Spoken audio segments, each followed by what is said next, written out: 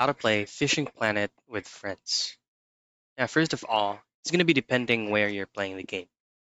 It's either you're playing it via Steam, via the website, the Ultimate Fishing Simulator, or the Beta 1, or via Epic Games. You could also try to play this game using your mobile phone via the Google Play Store. So, yes, it's actually depending on where you're playing the game. So, say for example, you're playing Fishing Planet on the Steam. All I have to do is to be on the same server, to be on the same lobby. You can also invite your friends using the Steam client. Now, same goes with Epic Games.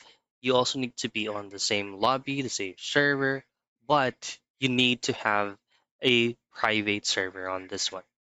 So those are the things that you can do for you to be able to play with friends on Fishing Planet.